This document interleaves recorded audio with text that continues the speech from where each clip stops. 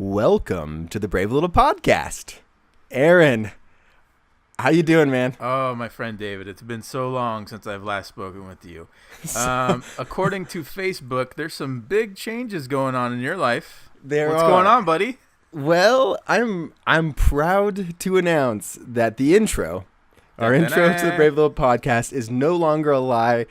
For those of you who know me, I've been recording from Salt Lake City this whole time, even though the intro says Sacramento.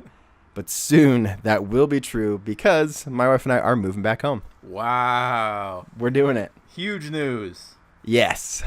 I've been at the company I'm with in Utah for 4 years. Lindsay and I have lived in Utah for the extent of our marriage, except for a short time when we lived in New York City. But that's about 7 years in Utah. That's for school and this job. And yeah, the truth is we're both from California. Both of us born in the Bay Area, raised in Sacramento. And honestly, it's been, well, I'll tell you this. I promised Lindsay that in 3 to 5 years after taking this job, we would go back home. We're at year 4. Oh, yeah. And the house that we're in right now, they're wanting to sell. And they want us to buy it. We're not interested in buying it. And so we were looking at a situation of moving to a whole new place. Mm-hmm. And then a year later having to move potentially again if I was going to make good on that 5-year kind of expiration. Right. And so we decided that it was time to go back to California. So I talked to, the company I work for, terrific company, Lucid Software. And they're going to allow me to be the first employee that works full-time remotely. That's incredible. Yeah. Now you say that you're working full-time remotely. Does that mean you never have to go back in the office ever again? Or how's that going to work? No, actually. I'm going to be traveling quite a bit. Oh, really?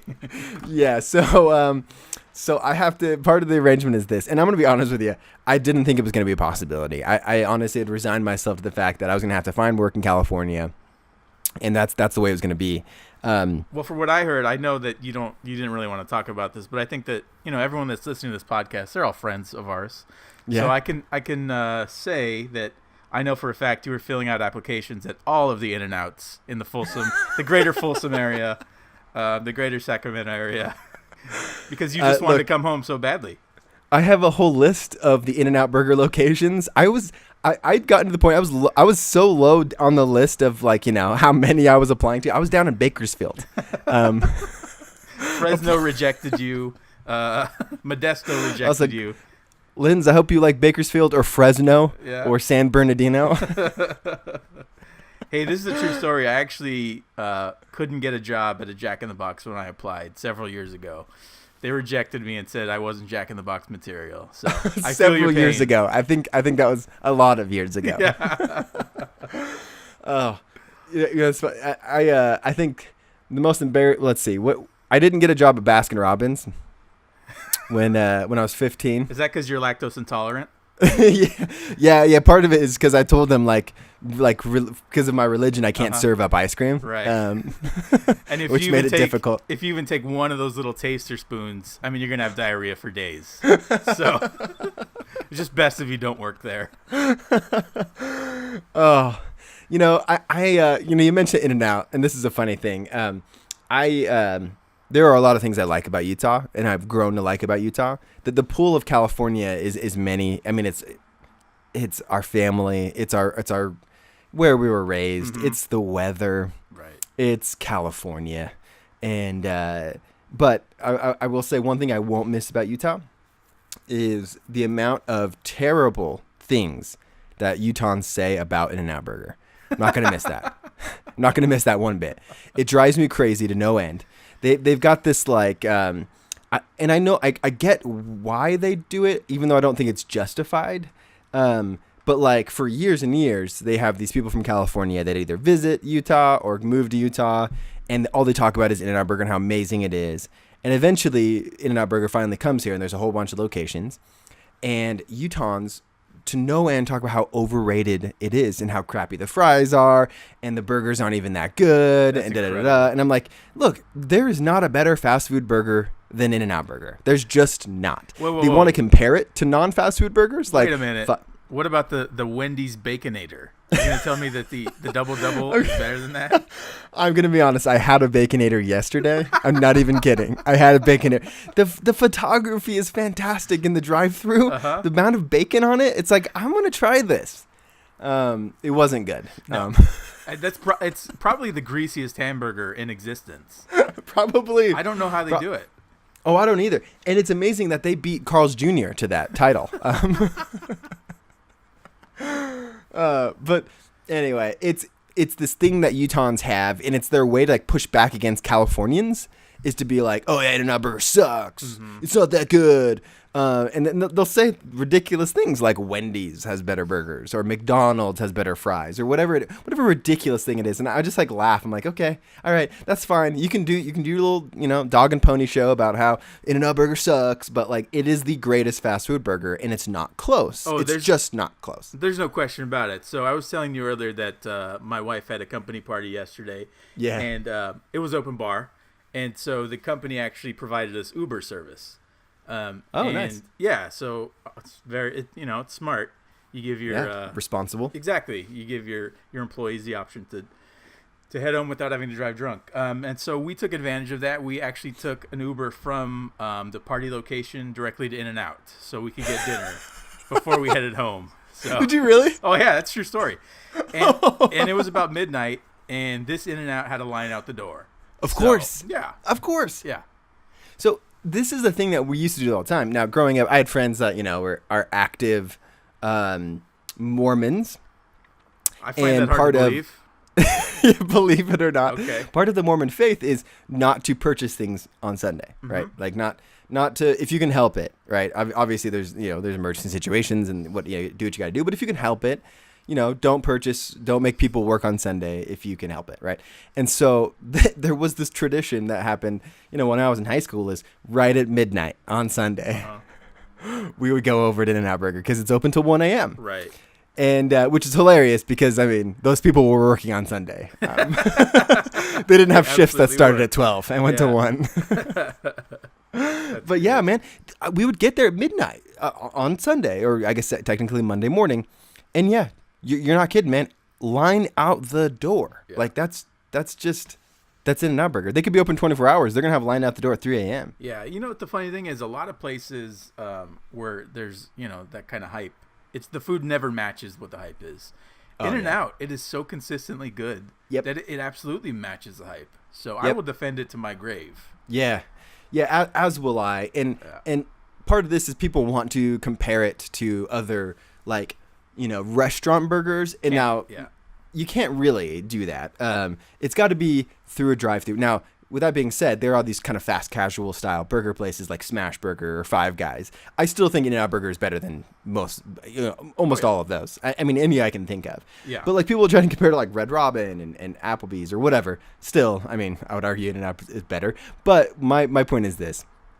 Any place that has a drive-thru, there's just not a better burger place that has a drive-thru than In-N-Out Burger. No, there isn't. And the thing that tops it off for me is that shake. Their shake is just the best. It's a perfect shake, and it complements the meal. It's really great. Well. It's a great shake. Yeah. Now, the East Coast version of this, at one point I think people would say White Castle, but come on, stop. White Castle, it's garbage. But Shake Shack is the East Coast version. Shake Shack's very good. Right. I've never seen a Shake Shack with a drive-thru. Shake Shack's more in line with the Smash Burger, Five Guys kind of fast casual style. And Shake Shack is really good. But their shakes are like Dairy Queen Blizzards. They're not like actual milkshakes. And I would argue that. I know some people are probably going crazy listening to this because to them maybe that's blaspheming. Look, Shake Shack's a fine burger. It's like $17. You get burgers, fries, and a drink. It's like $17. Wow. And so it's hugely overpriced. Right. But well, now that you're moving back to California, get ready because all the prices on fast food is about that level. Movies are more expensive. Gas is way more expensive. Oh yeah. Taxes generally across the board is a lot more. Breathing air. Yeah. Breathing air. Dude, this is like, this is what tests any of my, I wouldn't categorize myself as liberal per se. I certainly have some liberal leanings. I certainly have some conservative ones. Mm-hmm. But the environmentalist part of my liberalism is really tested when I go to California just recently. And I'm purchasing some things at Target, and I have to pay for the grocery bag. And it was like, oh, this is hugely inconvenient. And I really, really don't like this. Yeah, we've learned to love it. So we've had that the plastic bag ban for about 2 years, I think, maybe 3 years in our area. So I mean, we just have the reusable bags constantly. But the funny thing is, we have like a stash of them, and for whatever reason, we forget to bring them. Like 90% of the times. Yeah. So we're just paying that extra charge, the extra 10 cents charge every time, all the time. Yeah. Oh, I can't wait to learn to love that. Yeah. Anyway. So I'm looking forward to it. I'm excited. Welcome back, Lindsay, friend. Yeah, thanks, man. It's gonna be good to be back. You literally already one of the first questions you asked me about is Kings season tickets. Yeah. and I'm like immediately jumping on and looking at it, and I'm like, ooh man, it's gonna be like I could probably spend. It's gonna be like $4,000 for a couple tickets. All right. And those aren't like great seats. Team, right? But it's a lot. That's what I'm saying is like, this is the benefits. The benefits of being very bad is that like, well, for one, they just opened the Golden One Center, right? Which is right in the heart of downtown. It's a beautiful arena, and totally energy, independent, self-sufficient, really incredible. Now, the price of those tickets were astronomically higher, understandably, from Arco Arena. But the second that they trade DeMarcus Cousins, I mean, those season ticket prices came way down. And so awesome. I kind of want to, I want to get a benefit of that. The problem is when they get good, I'll get priced out, right? I mean, right. But you'll also be grandfathered in. So what happens, I can tell you as the Kings season ticket holder. Oh, that's right. Different Kings, yeah. Yeah. The only Kings team with the championship. And we've got two of them, just so you know. We have one from 1959, the Rochester Royals. The sad part is that was before blacks were allowed in the league. So it's true. That doesn't count. That is true. Yeah, that doesn't count. But as a Kings season ticket holder, we get first dibs on playoff tickets. We get first dibs on any sort of thing. And like All-Star Game. So what we do is when we get that stuff, we just flip it to third parties and we make our money back that way. So, you do? Yeah. In our 2014 Stanley Cup run, we sold like half the tickets, and it paid for our entire next season. No way. So yeah. Okay, so you'd buy them and flip them. Oh yeah, I guess that makes us bad fans, but I think that makes us smart. So no, that sounds smart because you still got to go to some. If you sold all of your Stanley Cup tickets, I would say bad fan. Yeah, exactly. So we didn't sell anything in the finals. We sold the rounds leading up to the finals, and we still made several $1,000s. The amazing thing is we got offers for that first game in the Stanley Cup final. Someone wanted to pay, or someone was offering, I think it was $1,500 each. Oh, so we have two tickets. Like that's $3,000 for one game. Oh my gosh! But yeah, we didn't take it. We didn't. You didn't do it. No, couldn't do it. We wanted to be there. So you are a good fan. Yeah. Oh yeah. Wow. Yeah. So that's almost pays for my season tickets. Exactly, and that's the thing. If you do, you should get season tickets. By the way, you should absolutely get them. But even the games that you can't go to, you can put them online. You'll make some of your money back. So I think it's worth it. Okay. Yeah, and then plus you're looking at moving downtown, right? Yeah. So you'll be within bike riding distance of the That's stadium. true. Yeah, we are looking at places right now that are right there downtown that I would be bike riding distance to the arena. Yeah, or rollerblading. We know that you're an avid dude, I can rollerblade in. That's they have rollerblade lockers there. So, well, is Lindsay a Kings fan, by the way? She's a Warriors fan. Oh, she's wearing her Zaza Pachulia jersey right now. Come on, terrible. So this is the thing. This is the thing you gotta understand. Lindsay was born in San Jose. Mm-hmm. She didn't move to the Sacramento area until high school. Okay. So she lived in San Jose in an area called Hollister, just outside the Bay Area. Great Bay clothing area. line. What's that? Great clothing line. Yeah, great clothing line. It's a yes, exactly. The clothing line is based off of Hollister, which is literally an onion farm in like Central California. Uh, it's like not near the ocean at all. But her dad, Bay Area his whole life, born and raised, and so so was my dad, who's a big Warriors fan as well, right? But my dad's converted to being a Kings fan, which has really proven to be a great investment. At least my dad has the Rick Barry championships from the 70s, so he's okay. But Lindsay's never. How's he taking the current Warriors run? Is he back on the bandwagon? He's not. Okay, good. Yeah, he likes Steve Kerr a lot, like as a player and as a coach, but like he's actually not back on the bandwagon. I'm more on the bandwagon than he is, which is amazing. So you and Lindsay are cheering together when the Warriors are playing. Yeah, that's right. Lindsay's when the Warriors are cheating, I should say. No, let's look. Zaza is a clumsy individual, but he is not. That is not a cheap shot. It's just not. Like Kobe Bryant punching Mike Bibby in the face and Mike Bibby getting a foul called on him. That's maybe a cheap shot. No, that was an honest foul. Had Bibby not stuck his chin out, then Kobe wouldn't have hit it. That's his fault. But you won't believe this. Lindsay's never been to a Kings game. Wow. Kings game. Has she been to a basketball game? I'm sure Warriors. Yeah. Okay. And I've not been with her, but. Well, that's good. That's good. Get her out to the Kings game. Maybe you'll convert her, or maybe she'll. Yeah. Well, that second ticket, I'm gonna need someone to go with. Right. Yeah. What'd be funny is if she actually hates the Kings when we get there. Well, and she they're just not talks exactly. garbage. It's a lot easier to hate them than to love them. I'll tell you that much. Oh gosh. So Anyway, I'm right on, man. So welcome back to California. We're happy to have you back. It'll be interesting to see how you adjust to this home office thing. Yeah, I'll give you updates on how that goes. I will give you updates. That's one of my biggest concerns is working remotely. I guess I didn't answer your question about traveling. Oh yeah, and working remotely. Part of this deal does require me to fly to Utah once a month for a full work week. Ooh, boy. So every month I'm going to be flying to Utah. Oh boy. For a full week, which is going to be helpful for the transition, especially since we're not used to having remote workers. Like what I'm nervous about losing is the kind of hallway conversations, the kind of being able to be there right there to give like my take on something or answer a question or to ask a question. And so being there in person for 1 week out of the month is going to be helpful to that.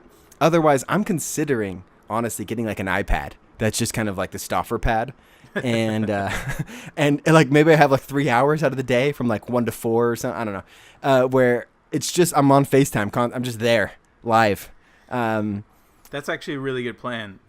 So once you're going to be flying monthly now, right? Are we foreseeing some sort of United passenger reenactment where where they try to kick you off and you resist and you get knocked out on the armrest? I will not go quietly in any of those situations because I know what's on the line and I know that people know to film. Oh yeah. You know what I mean? Like, and so I can't wait. Dude, I can't wait. Here's the thing: if that does happen, use it for promotion. Promote the podcast. Oh yeah, it's perfect. Like as they're dragging me out, I'm yelling out at Brave Little Pod on Twitter or Patreon.com/Brave Little Podcast. Like let go of me, Patreon.com/Brave Little Podcast. And you have to be wearing some sort of body cam so we can post that on the Patreon page. Here's the first person view of David Stoffer getting knocked out by Sacramento airport cops. SMF is the Sacramento airport code. SMF. All right. It stands for Sacramento Mother. I've got a Star Wars Celebration update for you. Ooh. Yeah, you thought I was done. I thought I was over. done talking about Star Wars Celebration. Yeah, for anyone that didn't listen, you went to the big celebration last month, right? Or was it? Yep, in Orlando. Yeah. Yep. And so part of my ticket package involved a couple of things. One of those things, by the way, involved being able to meet and get a photo with Mark Hamill, something that didn't happen, and they had to like pay me back part of my ticket price because the dude was too busy to take photos of people. Oh yeah, sure he was. Yeah, right. But purchasing tickets, you're supposed to get this kind of swag box of things that you were supposed to be useful to you at Star Wars Celebration. Well, Star Wars Celebration several weeks ago. It was several weeks ago, and I just got that box in the mail this week. For those watching the video, here it is.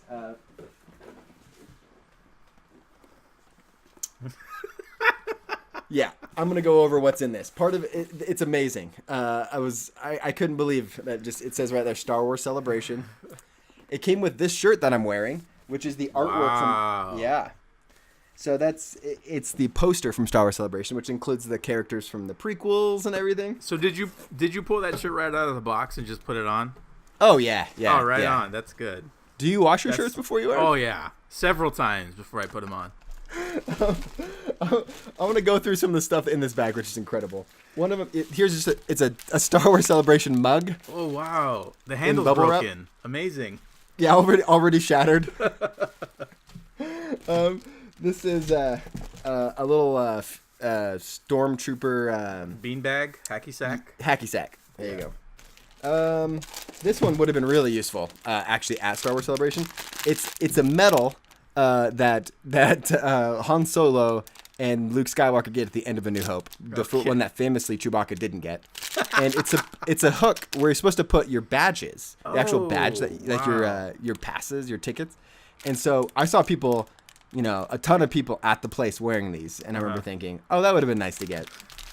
A Death Star beach ball. Oh, cool. Yeah, thought that was nice. Some pins. Some people are really into pins. And so there's these character pins that I think looks like Mace Windu, old Obi-Wan, and young Anakin. Very nice. Are those like enamel pins, it looks like? Yeah. Yes, that's right. And lastly, probably my favorite thing other than the shirt is this oven mitt. An oven mitt. A Ponda Baba oven mitt. Literally, those of you who don't know who Ponda Baba is, I don't. Let me see right there. It's the guy that Obi-Wan cuts his arm off in at the cantina scene in A New Hope. Oh wow, that's tremendous. So for those of you listening, be sure to check on our actual Patreon page. We post the videos, and so you don't actually have to subscribe to watch these ones. And so I don't think, but subscribe anyway if you do. Yeah, exactly. Mind. So go to patreon.com/BraveLovePodcast. Watch the video. You can see the Ponda Baba oven mitt, which is really something special. And if, you know what? Screw it. The next person that is a paid subscriber, I want to send you this Ponda Baba oven mitt. It's yours. I'm not kidding. It's yours. We will for those that are listening that have already subscribed, I am grateful for what you've done. And we will be sending you other goods along the way. But the next person to pay us gets the Ponda Baba oven mitt. If you're an international listener, you are excluded from this deal. But I'm not kidding. Seriously, if you're listening, just sign up. $3 a month gets you a Ponda Baba oven mitt. I think it's worth it. Patreon.com/BraveLittlePodcast. Patreon.com/BraveLittlePodcast. The fine print is you do have to be a paid subscriber for at least 6 months before you get the oven mitt. Okay. Let's move on here. 20 minutes in. We talk about movies on this podcast because we're a movie podcast, a film Occasionally podcast. We do. Occasionally. We also talk about updates in our lives and other things. Now, this week was an especially egregious week for new films. We got Guy Ritchie's King Arthur, which looks to be the biggest box office bomb of the year so far. It's a $175 million budget, and I think it's going to make $18 million this weekend. That's bad. It's pretty bad. They say with like advertising costs and exhibition costs, you want to make 2.5 to 3x the production budget. I don't understand like who the audience for this is in America. I don't either. I mean, I think Guy Ritchie's an interesting director. I want to see the movie, but it's not like I'm dying to see it. I'm not. And what's funny is like I'm interested in Guy Ritchie. Charlie Hunnam is a good actor. I think. Yeah. I'm not interested in the source material, King Arthur. Right. I'm just not interested in another Excalibur story, I think. No, well, we got the Disney cartoon, and that's really all we need. That's all we need. Yeah. That's all we need. It's great. Didn't we just get one of these like 10 years ago? We had another. Yeah, there's constant King Arthur reboots. So it's so weird that they thought we would want this. But anyway, what I'm getting at is there weren't any really good films. There is an exception. It was in limited release. A documentary was released from Academy Award-winning documentarian Laura Poitras. She released her Julian Assange documentary called Risk. And amazingly, it played at the Broadway cinemas in downtown Salt Lake. So I went and saw that. It looks like it was only playing at one theater in LA, but it's for rent on iTunes. Yeah, so I'll be renting that tonight or tomorrow night, and then we'll talk about that midweek here on our Patreon pod. Yeah. So we'll be doing a Patreon only pod on Risk, and I'm really excited to talk about it. You and I both are kind of like WikiLeaks heads, I guess. I'm not sure what exactly the followers are, those interested at least. Yeah, we're WikiLeakers is what we are. WikiLeakers. Yeah, yes, we don't actually do the leaking, but sure. Well, it's dangerous to say that now because that just automatically means we're pro-Russian sympathizers. Exactly. We're Bmort famously chides us in our text thread. When we say anything pro WikiLeaks or Assange, he accuses us of working for the Russian state. Rightly so. I believe. Well, we are both paid by Putin's government. Yes, but that's for goods and services that are completely unrelated to anything government. Well, yeah, the official title is something holster. I don't know if we can say the whole thing on this pod, but yeah, it's not a brave little appropriate term, no. But it is fine for CBS. Yeah, very much so. I think they still beeped it out if I remember.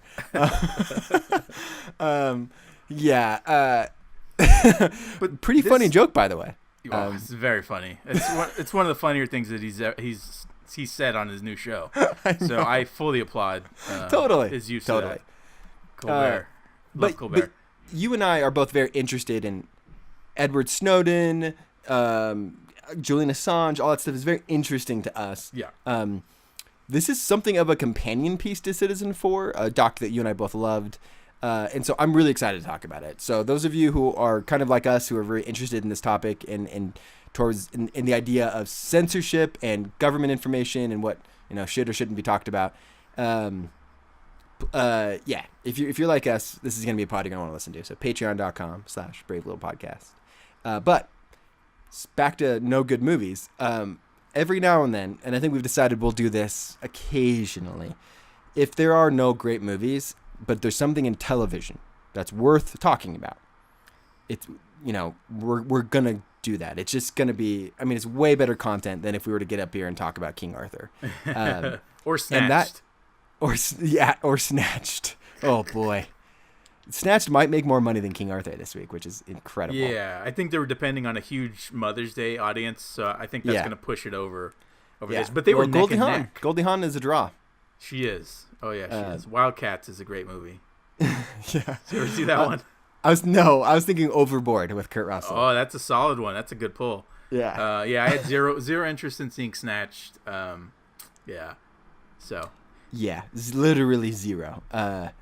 But something came out this weekend. I say television. I guess I don't know what else to really call it. It was on Netflix. But what was that, Aaron? What are we going to talk about? We are going to hit on the second season of Aziz Ansari's critically acclaimed Master of None.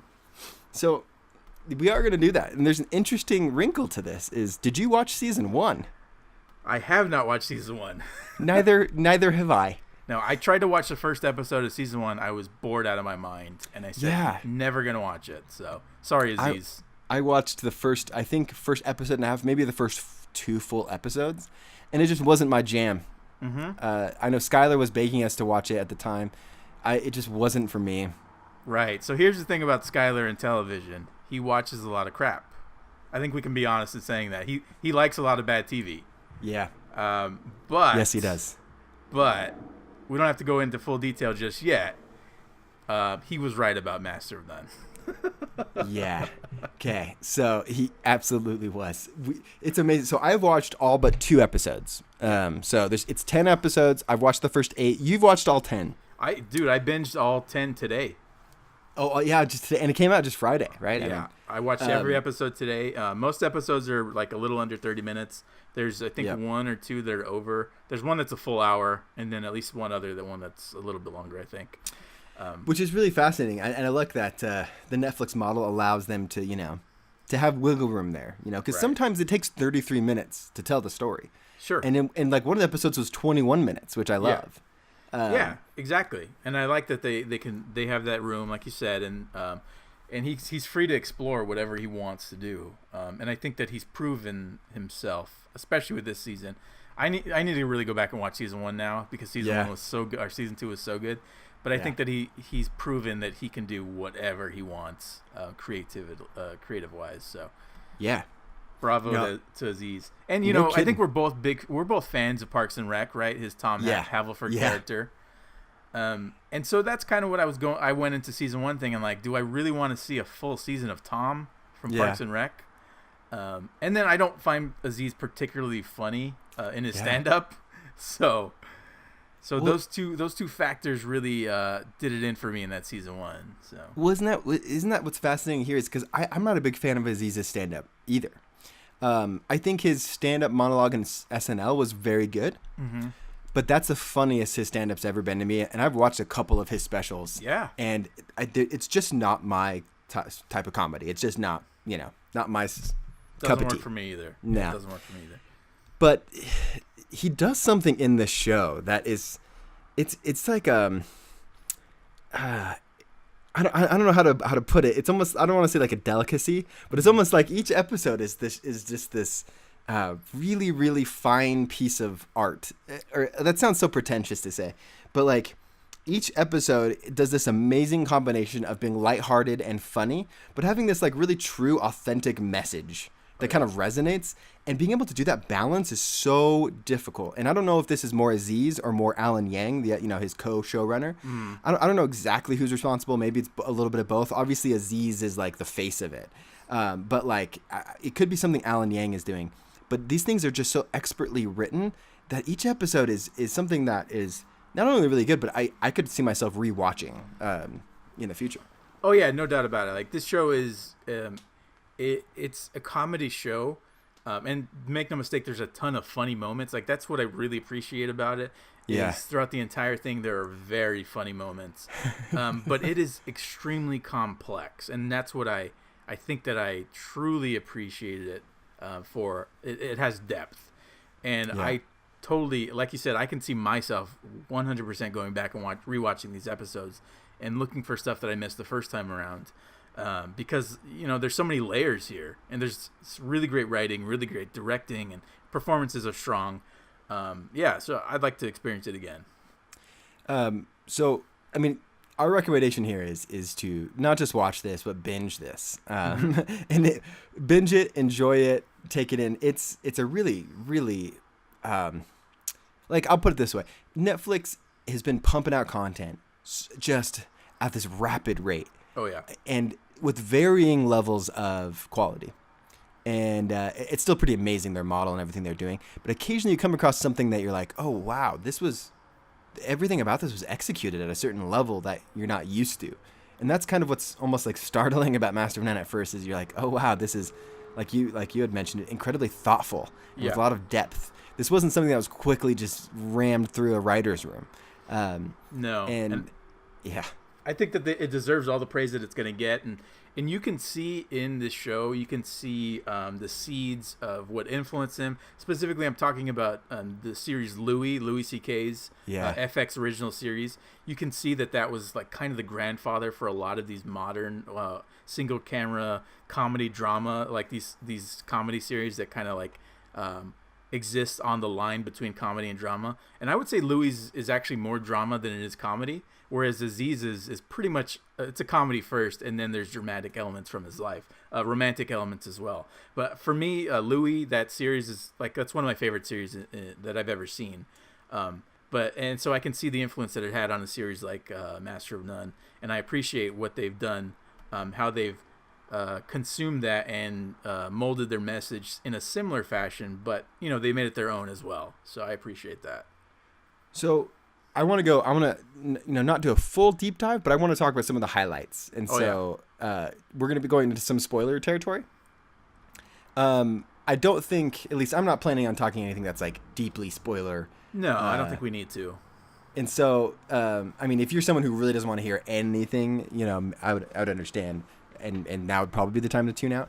But we'll just talk about some moments that we liked. It shouldn't really, again, this won't affect any like the character arcs or storylines or anything like that. But I'm going to kick this off with the very first episode, which is this black and white ode to Italian cinema. Yeah. This was the moment I realized, this show might be special. Oh, 100% agree. Yeah.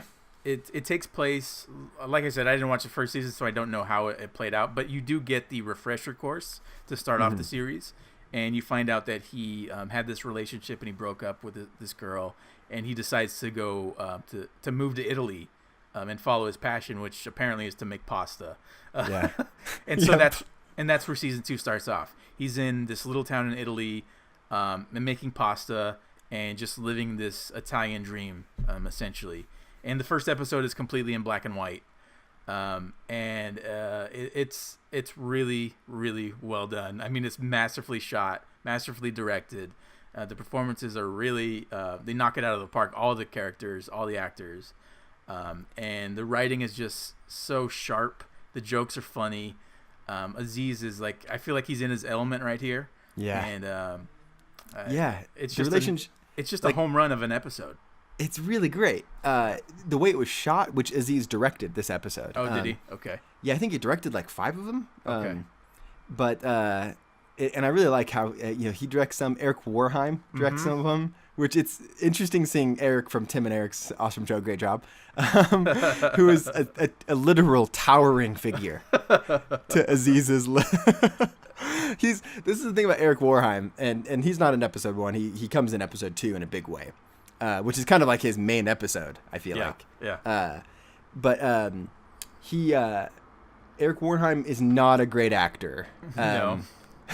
Funny though, he's hilarious. But he's hilarious. He's really funny. So he has these moments that are hilarious, and it gets better throughout the season. But in this first one, it really requires him to be like, to have these moments. Like there's a moment we're walking to the supermarket, and he's like trying to have just like a casual conversation, and it feels kind of stilted. Yeah, like it does. He's not a great actor, but he's so funny. It's hilarious. And again, talking about the influences that the show has is his relationship with Eric is very much, I think, directly influenced from like Woody Allen movies, where Woody Allen is just walk and talk, especially where he's walking with and talking with one of his friends, like a best friend, similar to the Eric character.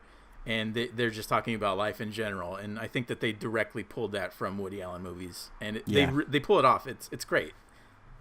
Oh yeah. Another thing about the first episode is, and I don't know that this is necessarily an overt theme throughout.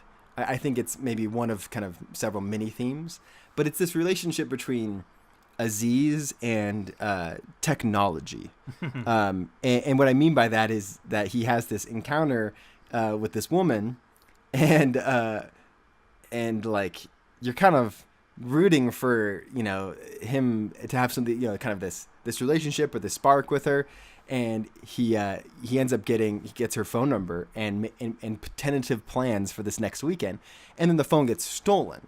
And the reality is like in like, I guess in the olden days, either you write down that information or you have it somewhere else, and it's not just contained within a phone. Right. Now, granted, the reality is he should have been able to get a new iPhone, and iCloud backup would have had her phone number just in there. It would have been fine. But we won't get into the technical details.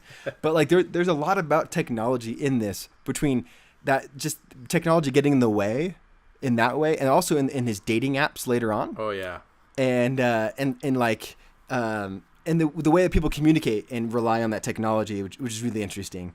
It is. I didn't even consider that, but you're absolutely right. And throughout it's a through line throughout the entire series is basically the relationships that he has over text message. Yeah. And we've seen that before in a million other movies and TV shows. And most of the time it sucks, to be quite honest. It's really boring, and it's I wish that they wouldn't include it. But for this, I think it's vital. And it kind of, and it really does speak to the modern relationships between women and men, and whatever. This is how we communicate today, and whether it's unfortunate or not, that's the reality of things. And we see that Aziz struggles with this because he's consumed by it, and the way that things play out it's pretty interesting. Well, and they talk a lot about it too. There's this episode later with this woman named Francesca where he's explaining to her that he sent this follow-up text to this girl with this line about being jealous of the pillow that you get to hug that night or whatever. And she makes fun of him because that's such a cheesy line. But then he's like, oh, that line got me a second date, so who's wrong? Right. But he's like literally asking for validation of if that line worked or not in text form to that person. And then that line comes back later. And one of my favorite moments of the whole series, of the 8 episodes I've seen, is that that woman Francesca sends that line to him later on in the scene where they're taking an Uber, and this is someone he doesn't have a relationship with, but you can tell that there's this, there's a chemistry there and a tension, that she gets dropped off. She texts him that same line, and the scene it's got to be 4 to 5 minutes. 4 to 5 minutes of him, of real time Uber ride where he's sitting there not saying a word, thinking about Francesca. She sends him that text. You see it and he looks at it and you know what it means. The moment of what's going on. And you sit with him all the way until the Uber ride takes him home. Right. And you know what? There's not a wasted second in that entire scene. No, there's not. And, I think that we can all say that we've been there before, right? Like, this feels like a page out of every person's life nowadays. And that, again, I mean, I keep talking about this, but I think that's directly influenced by the end of The Graduate. You remember the end of The Graduate? Totally. When they speed off on the bus, and then they're like, yes, we got away, and like, uh-oh, what do we do now? Yeah. And then the camera just focuses on him, and I think that's where they borrowed that scene from. But it's great. I think that it's a perfect way to end that episode, especially their interactions together. So there's so many little moments like that they're just they're just magical, for lack of a better word. The way they work out. So. Yeah, it's really bold, and you don't see this type of those types of bold moves in just like regular cable drama television. You're just not seeing it. And I think that's a good point why you bring up whether we can call it a TV show or a Netflix show or a movie, because this feels like a very long independent film. Yes, it does. That's what it feels like. Oh, it sure does. Yeah. And I think that's what they're going for in the feel of it. And I think it's just so well made, man. I love it. I just love it. And I think about how many other movies or how many other shows that are out there that I've missed because I prejudged. I went into it prejudging Aziz, and I'm kicking myself right now for not watching that season 1. Yeah, well, it's there. That's the thing. That's the beautiful thing about it. Yeah, I'm gonna have to go back and watch it now. There's a couple other episodes I want to touch on that I thought were especially great, and one of them is an episode called "I Love New York," and this is an episode that barely has Aziz in it at all, or any of the main characters. Right. It has him at the very beginning, and he's walking by this building. And essentially, the camera literally moves from Aziz over to a doorman at this building, and the episode then travels, kind of with that doorman for about 5 to 10 minutes, and then it goes to several other people that work in kind of service industry, and in each of these cases are minority, ethnic minority characters, but it kind of gives almost like a day in the life a little bit, or a moment in a day for a few different individuals, and it is compelling television or film or whatever we're gonna call it. This episode was incredible. It's probably my second favorite episode of the entire season. Yeah, like you said, we change perspectives throughout the entire thing. There's a flow to it, and it's really interesting the way it plays out. And I got to applaud them for taking the chance to spend an entire episode like this. Now, this reminded me of the first season of the series Atlanta. Where we there was an episode specifically, I think it was 4 or 5, where they changed the perspective to the female character. I can't think of her name right now, but the girlfriend, Donald Glover's girlfriend. I can't think of her, or the mother of his child, where she's like the main character of that whole episode, and we don't even see Donald Glover. I don't think, maybe once. But yeah, it reminded me of that, and it's like a similar thing where the narrative is actually turned on its head for a minute, and we get to take a break from the main storyline, which I thought is really interesting, a bold choice, and it really worked. So I applaud them again. And it's a great where the episode hits. It's right in the middle of the season, and I think it's just right at the perfect moment. Another episode I really liked was one about religion. I think it's the third or fourth episode. Yeah. That was another like really authentic and heartwarming episode, especially about Aziz's parents, who are devout Muslims, and he is not religious, at least in that way.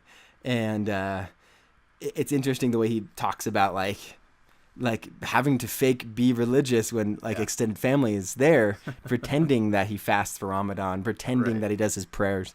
And then when he decides to just not pretend anymore and the repercussions of that, it's really, again, really well thought out, a lot of depth to it, but powerful episode. Feels authentic, and I love the way that it manifests itself in that episode. It's like literally over a piece of bacon. Or like a crispy pork sandwich. Crispy pork sandwich. Like that's the catalyst for all this stuff, which is great. Like, and that's basically how life works, right? There's not usually these huge, gigantic moments. It's like these little things about life that that ring true, and that's what I love about the series, the way that they capture them. Yeah. So it's really great. Well, that's mostly what I had to say. Were there other points of Master of None you want to touch on? Some of the other things that you talked on or you spoke on for in passing was like the fact that this is a series that's basically centered around a minority or minority characters. Oh, yeah. I think that we need to recognize that, and not that there's anything wrong with having another white protagonist, but this is reality. Aziz he's Indian, right? Indian American. I think he was born in the South. South Carolina, South Carolina, right? And this is I think this series is true to his. I would hope that it's true to his experience, his daily experience, where he just lives a normal life. It's not. He doesn't go out of his way to say that he's proud of being Indian. He just is, and and the way that he lives his life is just like a normal person, and that's how a lot of people that are minorities live their life. It's not. Yeah. It's not a matter of waving a flag, although if you want to, that's fine. You can do that. But it's not a fact, or it's not a requirement that you have to tell white people they're wrong or whatever. It's Aziz just being Aziz. And that's one of the best things about this country is that you're free to live however you want to live, right? And I think that that we get a peek into his specific experience as being an Indian American. And so I think some of the other themes that they touch upon is he has a lesbian best friend. Yeah. That's a very powerful episode where the episode revolves around this Thanksgiving dinner that Aziz goes to, that this girl's mother and aunt and grandmother host every year, and they go back I think 15 years, and then over time it's just like the next chapter is the next year. So it's like. It starts in like the late 90s, and then the final part of the episode is modern day Thanksgiving. And throughout the years, you see how these two characters change, how this girl, how she comes out to her mother and her aunt, how she interacts with them, and her experience as being a lesbian black woman.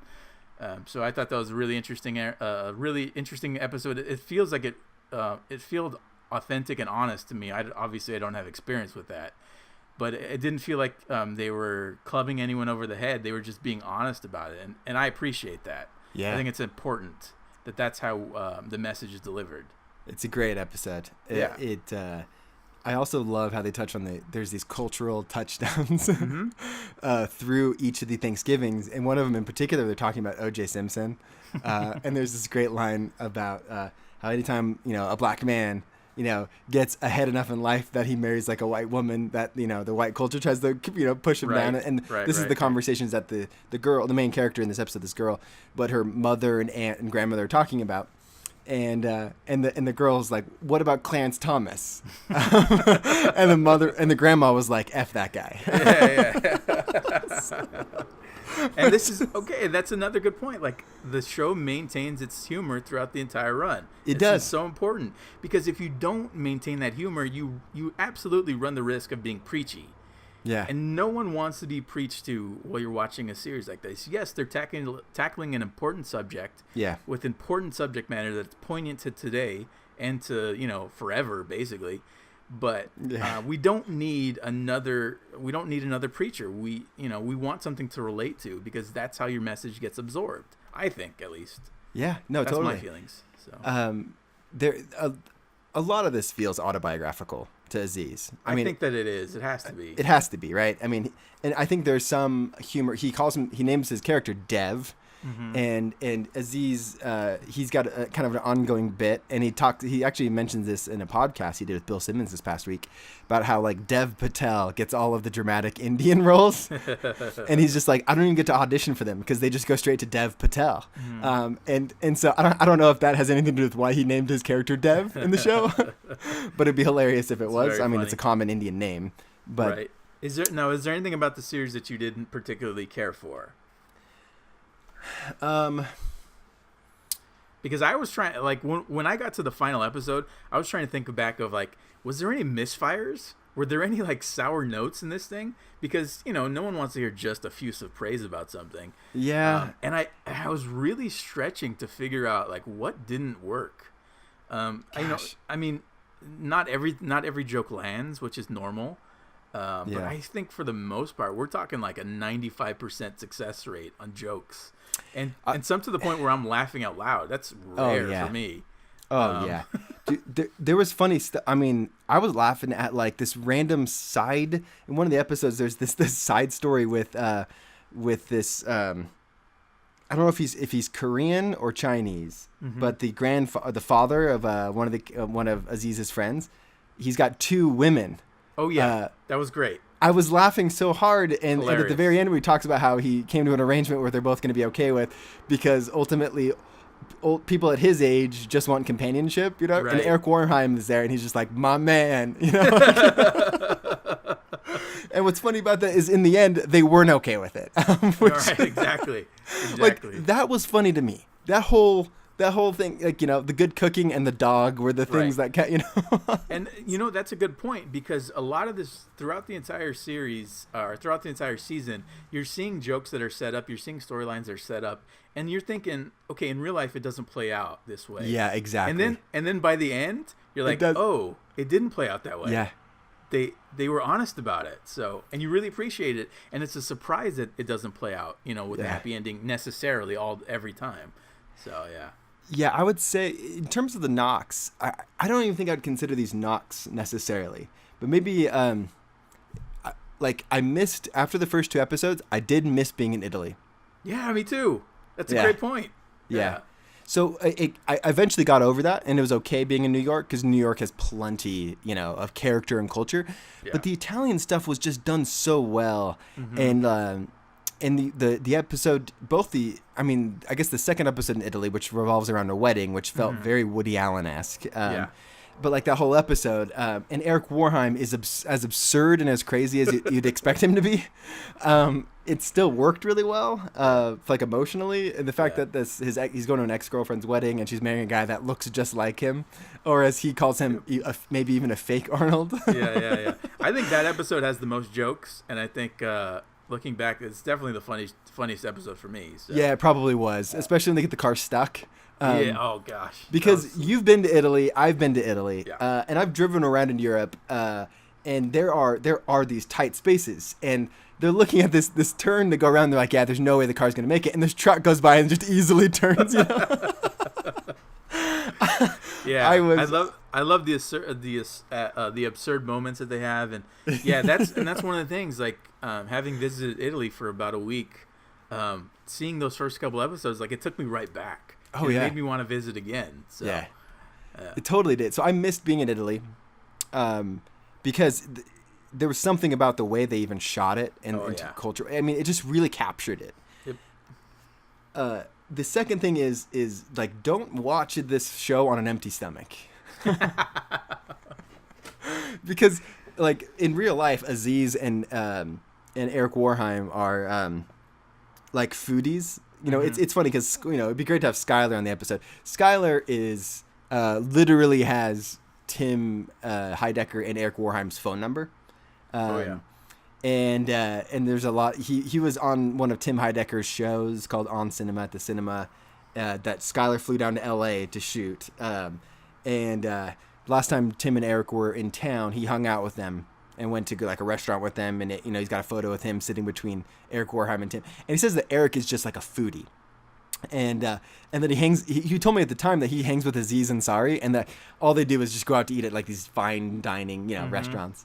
And that is absolutely captured in the show. That's all they're going and eating food and taking photos of them and like constantly. But like between the pasta making, which Alan Yang, I read in an interview, said that like Aziz is like actually legitimately a great pasta maker. Between the pasta making, there's so much food in this show that like it's a hallmark of the show that like, man, I was after it was the religion episode, I was ready to eat barbecue.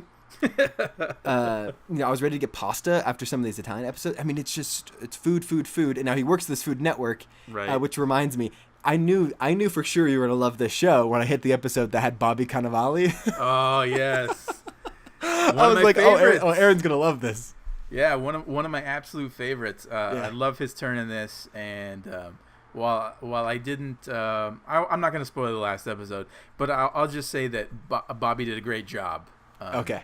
Bobby did a very, very good job. Because he's kind of a bombastic, kind of like this, this producer, this kind of television personality that's very like, whoa, bam, in your face. He's kind of like a Bobby Flay, Guy Fieri composite, but then also like a Anthony Bourdain type, like a mixture of all those guys. Yes. But yes, very over the top, very loud, and very big, like a very big presence. Very big presence. And John Legend is in one of these episodes, and Bobby Cannavale tells him to go play the piano in a way that John Legend hates it. Of course. Oh, and then he boos him after the performance, which is perfect. Very, very it was great having him there. I loved that he hosted a show called Clash of the Cupcakes, and that especially when he was on a date where that woman runs into an old flame who is a war photographer for the New York Times, and then he was like, "Oh, I host a show called Clash of the Cupcakes. It's a different, we're fighting a different kind of war." Very funny, and that's a good point, because a lot of the relationship stuff in this series is incredibly funny, and it makes me so very happy that I was a married man before any of this Tinder stuff or any of this stuff came to be, because it seems so stressful to be honest. It does. So I was, similarly married, long before Tinder came to be, but watching the number of first dates that he goes on, and there are a couple people on my team at work that are big into Tinder, and both of them that have been in relationships, from Tinder, they've had, success with it, but they go on a ton of first dates, a ton of them. And you're basing it off of, basically a match of a profile picture and a few photos and basic limited information. And then the chat begins from there. And it does, dude, it looks so stressful. It doesn't seem fun. I'm sure it is. I'm sure it's fun in the beginning, but after a while, it's got to grate on you. Oh, it's got to. Well, there's the one episode where there's just a montage of so many these dates that he goes on with these women, and it's really fascinating to see the successful versus the ones that are clearly unsuccessful, and how hilarious that is. It leads to one of the funnier moments for me, where a woman is on her phone and she apologizes that it's an emergency, but then he hears the sound of the dating app. Yeah, the dating app, whatever they call it, the flipping through, or I don't know, I forgot what the term is, swiping. Yeah, it's the swiping sound. And he's like, "Wait, are you on the app?" And she goes, yeah. And she explains there's enough night time in the evening that she might be able to get set up on another date that night. And he's like, "What the heck?" And she's kind of unapologetic, And then she asks his opinion about a guy, and he looks kind of dumbfounded, and he's like, "All right, well, let's look at the photos." And then he begins wants to help her look at it. It's it was a pretty funny moment. But very, very good use of phone technology, text messaging and stuff. Because, like I've said, I mean, we all know that we've seen it in movie and TV before, and it usually sucks. It's like a waste. But I think that they captured it really well in this. And they captured it without having to do the text message on screen being written out. They actually show it on phone. Right. both emails and text messages, and it's like to your point, really well done execution of implementing that technology without it seeming fake or overbearing. Really well done. So so I think it's safe to say that we both loved season 2 of Master of None. Yes, please check it out. Yeah, I was gonna say if you don't have Netflix, but you all do. So everyone has Netflix. If you don't, let me know. I'll add you on as a profile. Exactly. Look at that. We look out for our brave little people. Yeah, just hit me up on Tinder, and I'll add you to that profile. If you Swipe match right with Aaron on on me. Tinder. Well, we are at an hour. We did have news headlines we're going to go over, but I don't know that we have time. No, we can save them for the Patreon pod. We'll save them for the Patreon pod. I think that's a good way to go. So yeah, go see Master of None. We'll be talking Risk and some headlines. And yeah, Aaron, anything else on your end? No, I think we hit it all. I'll just say welcome back to California. And when's the move date? Do you have a move date? Dude, yeah, it's going to be like in 2 weeks. That's incredible. Yeah. Look, everything you're seeing in here needs to be packed up like right now. And it's not. It's not packed up. Yeah, you actually did. You actually unpacked a box to take that T-shirt out of. I'm going to have to repack that right after this and then put it on KSL. Unless someone subscribes to Patreon, and then I can give them this Pon de Baba oven mitt. I'm telling you guys, this thing is really terrific. I think this is worth the $3 a month. What you got to do is post a picture of that on our Twitter feed. All right, I'm going to do that. I'm going to post a picture of that on Twitter. I'm also going to make this my profile pic on Tinder. Very smart. Very smart. All right. Aaron, I appreciate your time, man. And Yes, I'm glad you watched Master of None. I was hoping you would, and I'm glad we did this episode. So. Oh, yeah, definitely. And I apologize to Skylar. I was wrong. Yes, I apologize to Skylar. I was wrong as well. But I will never watch BoJack Horseman. Yes, That's literally a show that Skylar says is better than Breaking Bad. Unbelievable. Unbelievable.